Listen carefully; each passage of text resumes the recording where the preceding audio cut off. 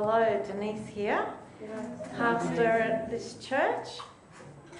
I'm just going to set a timer here. I think I'm mucking it up. I wonder if you notice something.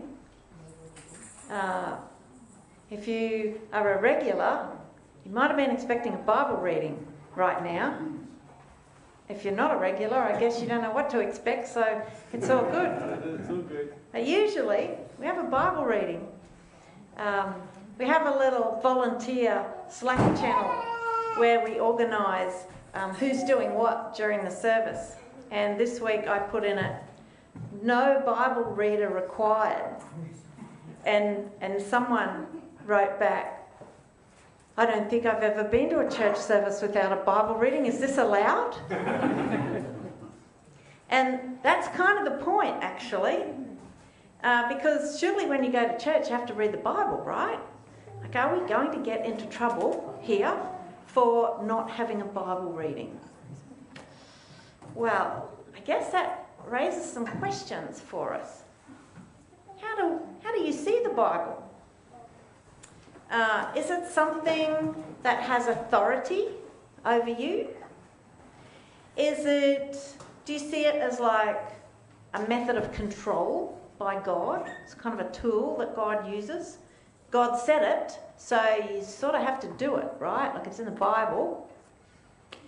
Is it daunting? Do you find the Bible daunting? Like to pick it up and read it? Is it hard to understand? Is it something that's been used on you to make you feel bad? Different people have different experiences with the Bible. Maybe you're someone that you don't particularly want to engage with it anymore because of the way that it's been used. Well, that's fair enough. A lot of people find it helpful to take a break from reading the Bible. But I want to pose a question tonight. What if the Bible was something that you could just kind of play around with? Like you could have fun with? What if you could talk back to the Bible? What if you could say, I'm not sure I agree with that? What if you could debate with the Bible if you didn't like what you saw there, what you read there? Are you allowed to say, well, I don't know about that. That seems a bit weird. I don't like the sound of that. Is that allowed? Are we allowed to do that? What if instead of seeing it as a book of rules, you were allowed to question and discuss and debate and just notice things and wonder, what is that about? What if you could pull it apart and just sort of examine bits of it and then see how the different things fit together and sort of put it together and, I don't know, maybe even just put one of the pieces in upside down to see what that does? What if you're allowed to do that? Would that make it a more interesting book to read? Would you be more inclined to pick it up and read it? As I said, different people have different experiences with the Bible. And I would like to invite you tonight to join me as we just kind of play around with this thing. Maybe you're not used to doing that. And I have to say, I am such a preparer. Like I do speak here a lot, and it is very rare that I don't know where I'm going. But tonight, I don't know where we might end up because we're just going to have some fun and see what happens. So I'd like you to have a look at 3 stories in Acts 16. Technically we're up to 21, but we've been sort of dipping in and out and skipping all over the place. There are 3 stories in Acts 16, and I mentioned a couple of them last week, but tonight I just want to have a look at them. And if you've If you're a Bible reader, and maybe you've got a Bible on your phone, or maybe you've got one in your handbag, or maybe you've got one locked away in your head, have a look at Acts 16. We'll have a look at it together. But we're going to look at 3 stories there. And each of those stories has one central character in it. We are going to meet Lydia, a woman called Lydia. We're going to meet a slave girl, and we're going to meet a jailer. We're going to meet one beside the river at a very quiet place of prayer, and she's going to invite us to stay at her home. We're going to meet the next character in a crowded, loud marketplace. She's going to be shouting and following us around, and it's going to be disturbing. And then the final character that we're going to meet in a dark and dingy prison cell. He's going to lock us up. But then something will happen to change everything around. So what I'm going to do is I'm going to read these passages. See, there was a Bible reading after all, so you can all breathe a sigh of relief. The roof is not going to fall in. And I'm just going to throw some observations out there and see where they land. But what I'd like you to do is I'd like you to throw some observations around as well. And we've got a roving mic, and I didn't actually ask anybody to rove with the mic. So if anybody thinks, oh my gosh, I don't want to do this, but you wouldn't mind sort of taking the mic around so that people can hear. Is that you, Christine? Excellent. All right, we have a rove. The important thing is that as we're doing this, just, as I said, play around with this. Do not worry whether you've got the right answer or the wrong answer, or whether you might say something stupid, because I have to say, some of the most spectacular discoveries in this world have come out of something stupid. So just put that concern away. All right. Now, you're not going to be able to see that. I tried to make them different colours though, these 3 different stories. I'm going to read this first part aloud. This is Acts 16 and verse 11. So, setting sail from Troas, we sailed to a whole bunch of places and ended up in Philippi, which is a leading city of that district of Macedonia, a Roman colony. We remained in that city for several days. And on the Sabbath day, we, and by we, we're talking about Paul and his companions. If you've been following in Acts, you'll know who Paul is. We remained in that city for several days. And on the Sabbath day, we went outside the gate to the riverside, where we thought there would be a place of prayer. And we sat down and we spoke to the women who had gathered there. And a certain woman named Lydia, a seller of purple cloth from the city of Thyatira, a worshipper of God, listened. And the Lord opened her heart to respond to what was said by Paul. And when she was baptised, and her household as well, she urged us, saying, if you have judged me to be faithful to the Lord, come to my house and stay. And she insisted quite strongly. So that's the first person that we're meeting. Let's just sit with that for a moment. We're outside the gate, not inside the city. Place of prayer down by the riverside. Can you imagine that in your minds? Feels nice. Let me tell you the next story.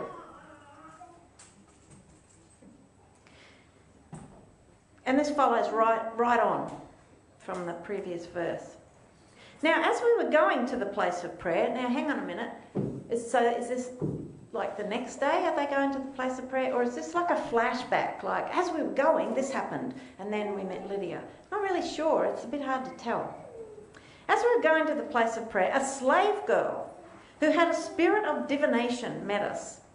she brought great profit to her masters by fortune telling.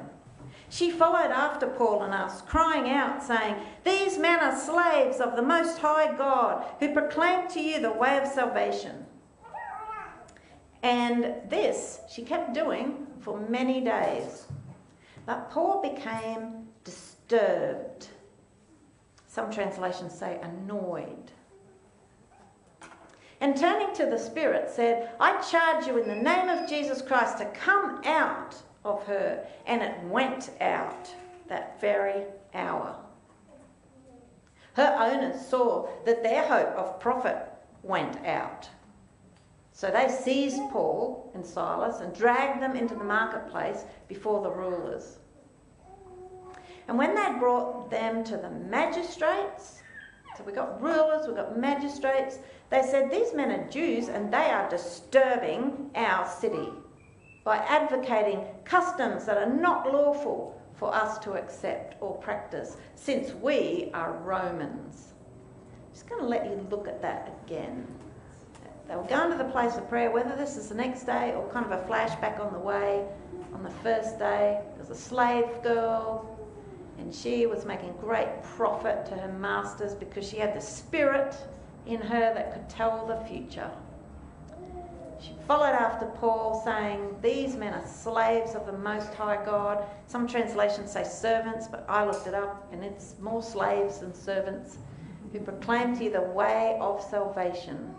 Paul became disturbed and asked that spirit to come out of her, and it went out. And then the hope of profit went out at the same time. And they seized Paul, brought them before all these Roman leaders, the people who are in charge of justice. And they said, "These men, they're disturbing our city. They're telling us to do things that are not lawful." So that's the second one. Actually, no, the crowd joined in attacking them. And the magistrates tore the clothes off them and gave orders to beat them with rods. Seems harsh. And when they'd laid many stripes on them, they threw them into prison, charging the jailer to keep them securely. And this jailer, who, having received such a charge, put them into the inner prison, not just the outer prison. They went right to the heart of the prison and fastened their feet in the stocks. I'd say that's secure. So that's the end of the second story. The slave girl story kind of morphs into the next story. And the next story, about midnight, Paul and Silas were praying and singing hymns to God, and the prisoners were listening to them. Suddenly there was this violent earthquake, so the foundations of the prison were shaken, and immediately the doors were opened, and everyone's chains were unfastened. And the jailer woke up and saw the doors of the prison standing open, and he drew his sword. He was about to kill himself. You don't want to be a jailer and lose your whole jail full of prisoners. It's not going to go well for you in the Roman Empire in the 1st century. He's about to kill himself, for he thought all the prisoners had escaped, because why wouldn't they? But Paul called out in a loud voice, saying, "Don't harm yourself, for we are all here." And then calling for lights, the jailer rushed in, and trembling with fear, he fell down before Paul and Silas. And then he brought them outside and asked, "Sirs, what must I do to be saved?" Which is sort of an odd question. Saved from being killed by the Romans? I don't know. And they said, "Believe in the Lord Jesus and you will be saved, you and your household." And they spoke the word of the Lord to him, along with all who were in his house. And taking them in that hour of the night, he washed their wounds. And then he was baptised at once, he and all of his family. And when he had brought them up into his house, he set food before them. And he rejoiced, having placed his faith in God along with his entire household. But when it was day, the magistrates sent their constables, saying, "Release those men." And I wonder why. Like, had they heard? I don't know. Why would they give the order to release those men? And the jailer reported these words to Paul, saying, "Hey, the magistrates have sent orders to release you. So, depart now, go in peace. Like, get out of here. You've had a close call, but hey, you're free now."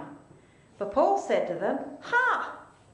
They've beaten us publicly, uncondemned, men who are Roman citizens." It's the first we've heard that Paul was a Roman citizen.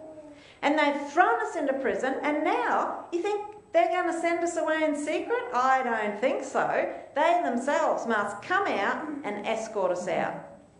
Having none of it. The constables reported these words to the magistrates, and they were afraid when they heard that they were Roman citizens. So they came and spoke to them in a friendly manner. Having taken them out, they asked them, "Would you mind? You probably don't really want to stay. Perhaps you could leave."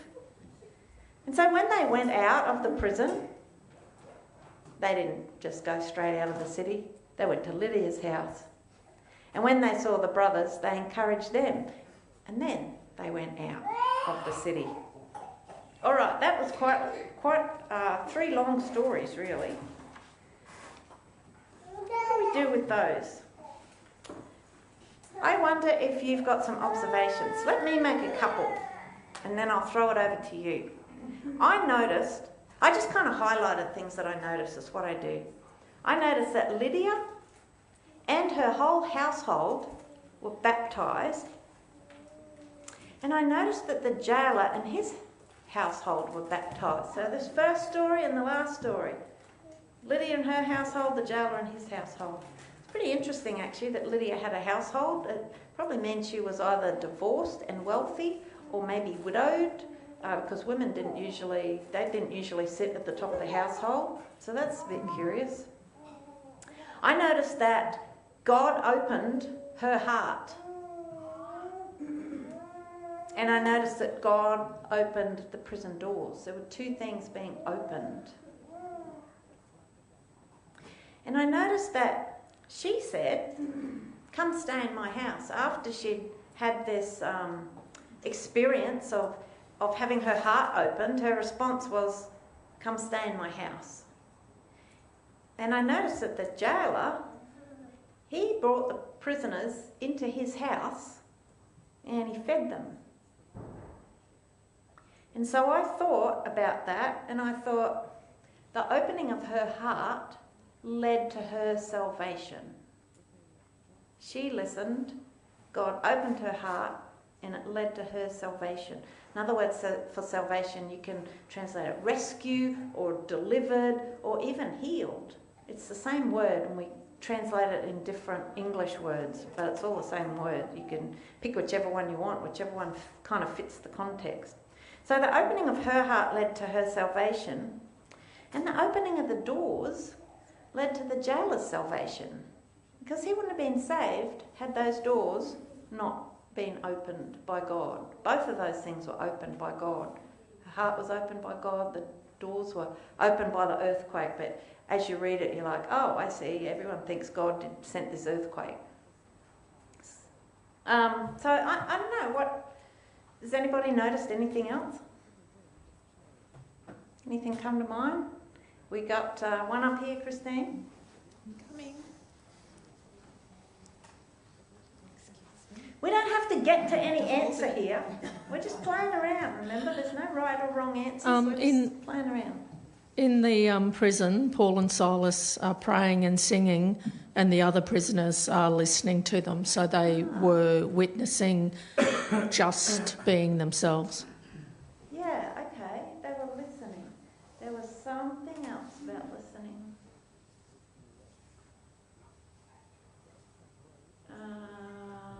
Yeah, okay. So the prisoners were listening. So Lydia was listening.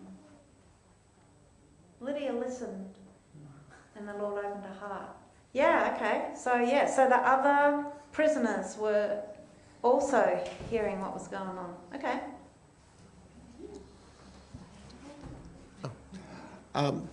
So there seems to be a response to opening the heart and then opening the house. So that's a consistent response between both of them, that accepting God, opening heart, baptism and hospitality. Yeah. I think that's really interesting. The response of this opening is hospitality. Yeah, okay. Anyone else?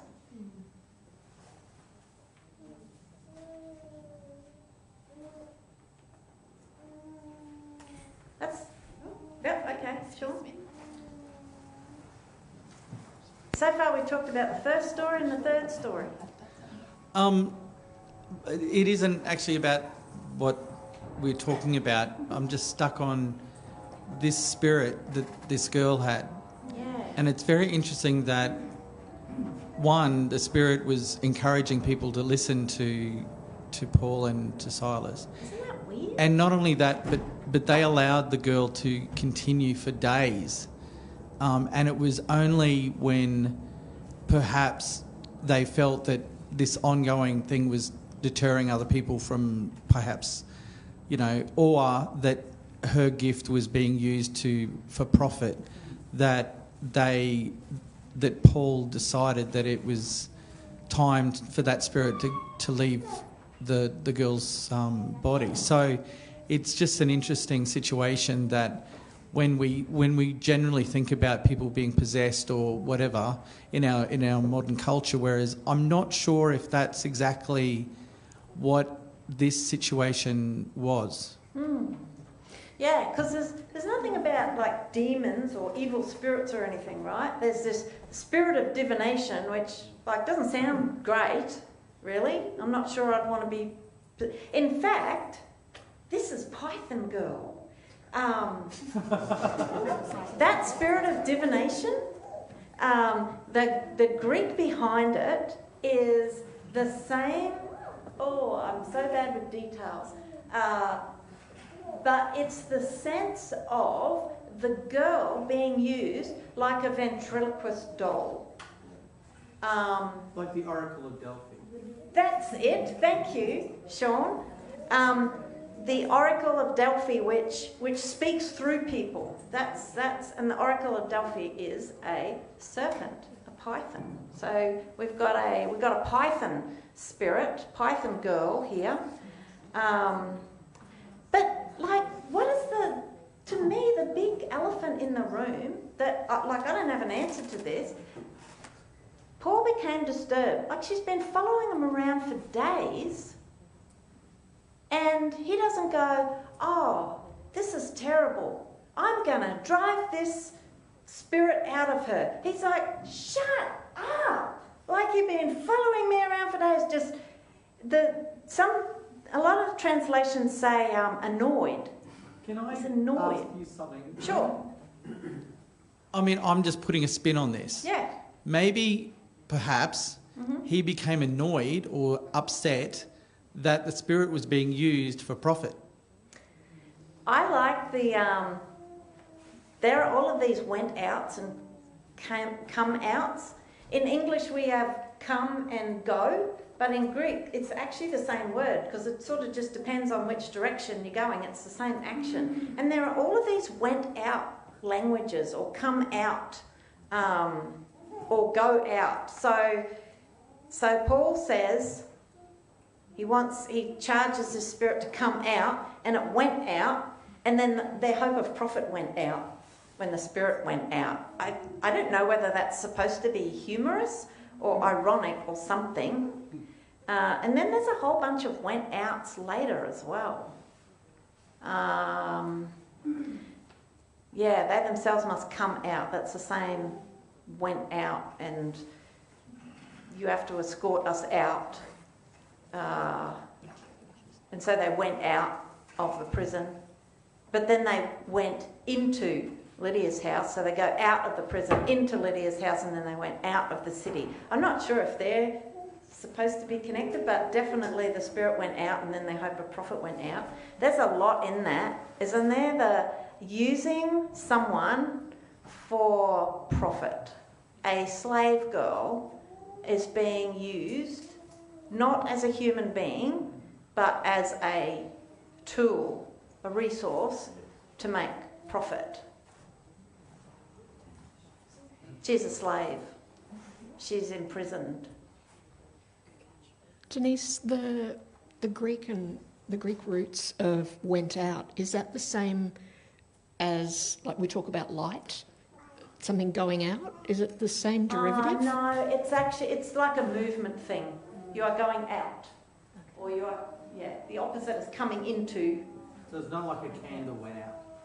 No, it's a like verb of motion. Let's go with Deb. Deb, sorry, excuse me. That other Deb, I think, had her hand up. Oh yes. That's okay. Actually, I think That Deb can go first. I can go second. it's a competition of the Debs.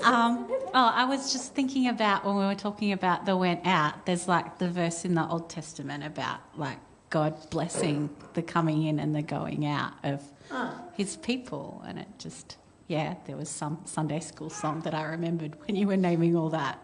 And I'm like, I wonder if that's like a callback to, here's this newly formed people who are followers of what Jesus is doing, and God's somehow blessing their coming in and going out that's happening around what they're doing. Yeah, making links with. Let's go to Deb and then back on this side of Diana. Here we are. I'm sorry. No, don't stress. It's all good. It may mean nothing, but in the New King James, it doesn't describe her as a slave girl, it describes her as a damsel, which is an interesting take. But also it says that it doesn't say Paul was annoyed, it says he was grieved. Oh, okay.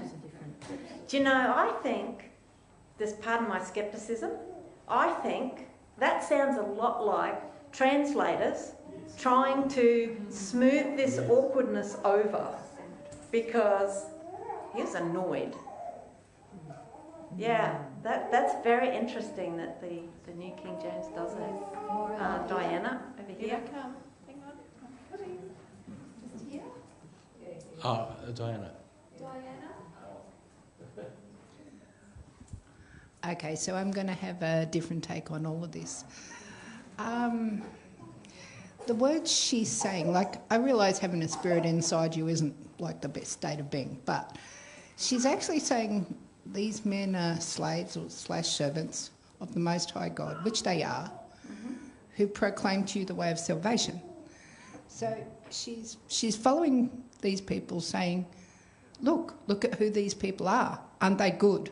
Look at what they're doing. Now, Paul's getting pissed off about this, but she's announcing to anybody near and far who these people are and who they represent. So, yeah, sure, I wouldn't want a spirit hanging around inside me doing this, but what she's doing is not bad. Yeah, she's not saying anything negative or evil or against. She's actually not saying anything against what's happening. But is she helping? Is she making other people aware? Is she helping? That's what's going on in my mind. She's bringing great profit, isn't she? She brought great profit to her masters, and now she's pointing to the way of salvation, which surely, if people listened, would bring great profit to them. No, wouldn't it? It wouldn't help the masters at all because, if she's doing divination, what they did back then is like, here's a tent, here's a table, sit down, I'll read your fortune. Mm-hmm. You give me a few. Yeah. Okay, so that isn't what she was doing. She was walking around following them. And if I had somebody screaming at me all the time, I'd get annoyed too. But she's saying, this is who they are, this is who they represent. Follow these people, this is your way to salvation. Yeah. So there's no profit for the masters. There was profit for the masters previously until this happened. Yes. Yeah. So I understood. Well, they got annoyed when Paul said, "Okay, get lost, spirit." But I'm just saying that what she did wasn't bad. I'm just. She's not the bad guy. And there's no money in it. No. There's saying, look at who these people are, and I think that's being mixed. It's like bad spirit, bad people that are profiteering off it. Yeah, she's the slave. Horrible way to live. But she was still doing a good thing. And the spirit inside her was doing that.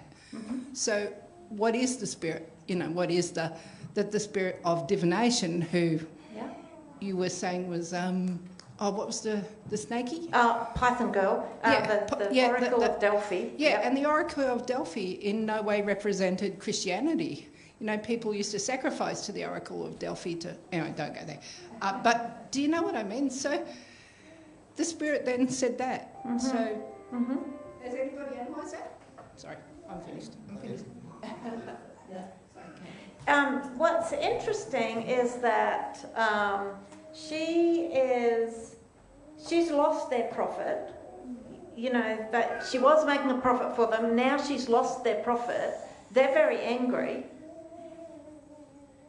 That's their motivation for going to the magistrates and demanding justice.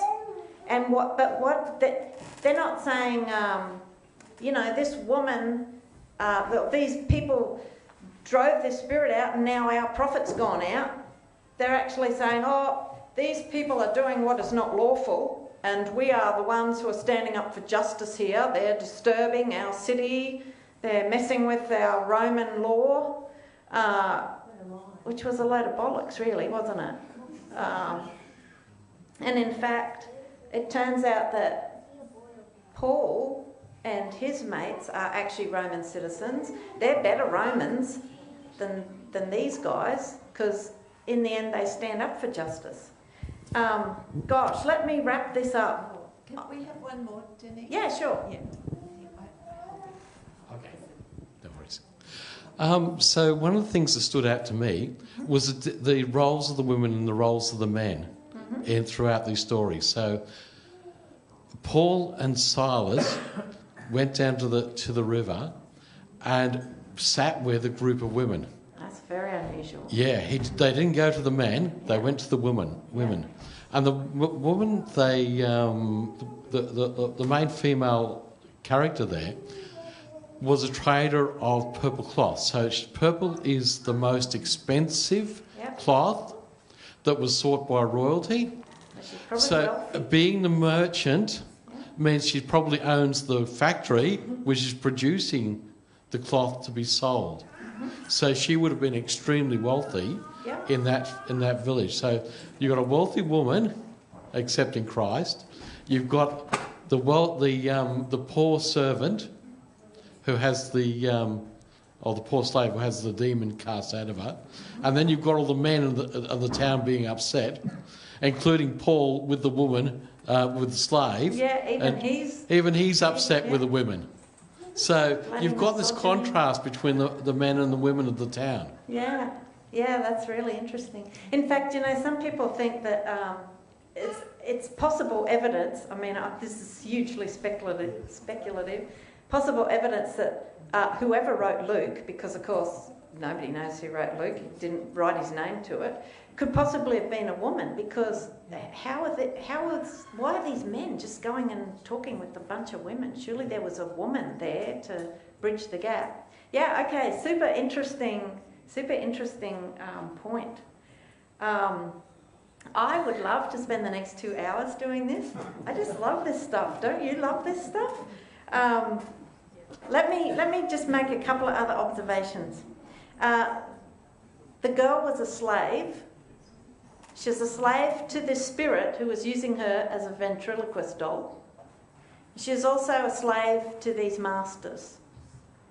But she recognised that Paul and Silas were slaves. They were slaves of the Most High God. The whole thing about the spirit went out of her and the hope of profit went out of them, which means that her freedom was their loss. I think that's interesting. The slave girl was unjustly imprisoned by her owners who used her to make a profit. Paul freed her, even though it was kind of weird, like him being annoyed. But he freed her, and that led to him being unjustly imprisoned by this broken justice system. Well, there's no due process here. Paul and Silas were proclaiming salvation.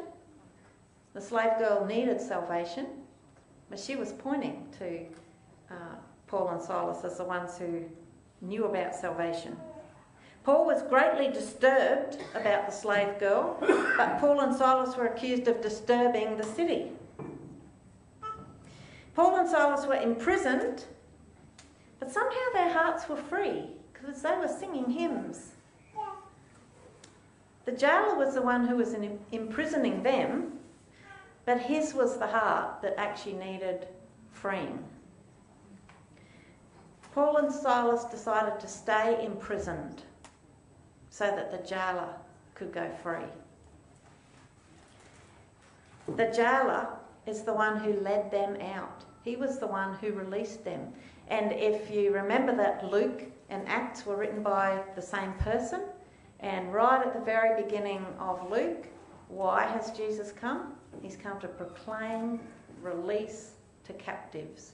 And here we've got a story about all kinds of captives and all kinds of release. The jailer, he took them into his house and he washed their wounds because they were beaten pretty severely by this broken, unjust system, of which, of course, the jailer was one of the people in that broken, unjust system. But he released them and he washed their wounds. And then Paul turned around and he washed the jailer by baptising him and his family. I'm going to leave you with the thing that breaks my heart just a little bit. I don't know what happened to the slave girl. Was this a good thing? As Diana was kind of poking around, is it a good thing that the spirit went out of her? She's no longer a ventriloquist doll. I don't know. Like how did she then feed? How did she get money? I mean, it's not that they were giving her a whole lot, but I just want to know what happened to the slave girl. And Luke just skips over that. So there you go. I have no answers. I have no resolution. We have a Bible that tells these incredible stories, and they're all connected and linked up. And if you get rid of the Bible as a rule book, the Bible it's telling us that we have to do this, so that's what we've got to do. If you just play around with it, there is incredible richness and depth there. So I hope that, if nothing else, this has been an encouragement.